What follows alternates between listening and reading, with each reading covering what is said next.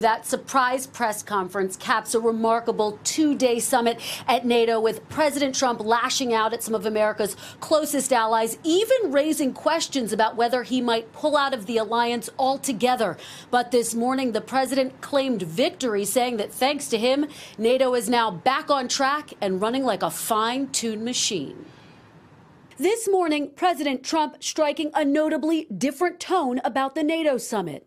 Has been really amazing to see it. To see the level of spirit in that room is incredible. After a tense start, the president claiming victory, saying our NATO allies have agreed to increase their spending on defense by $33 billion. Yesterday, I let them know that I was extremely unhappy with what was happening, and they have substantially upped their commitment. Yeah, and now we're very happy and have a very, very powerful, very, very strong NATO, much stronger than it was 2 days ago. Also talking about NATO relations with Russia. I hope that we're going to be able to get along with Russia. I think that we probably will be able to.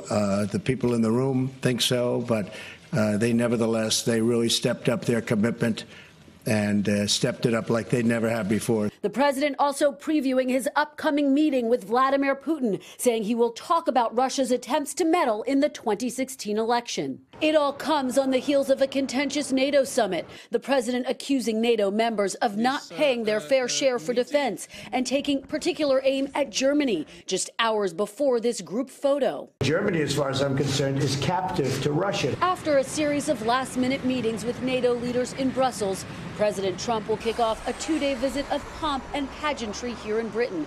Prime Minister Theresa May will welcome him at Blenheim Palace, the birthplace of Winston Churchill, then a private dinner.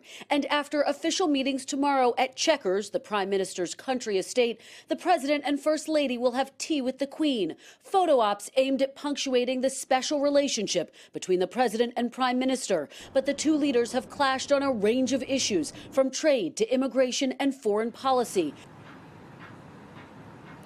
The president clearly hoping that by showing strength coming out of NATO, he'll be emboldened heading into that high-stakes face-to-face with Russia's President Vladimir Putin. When asked today if other leaders had expressed concerns about that meeting, the president said to the contrary. He says they're thanking him.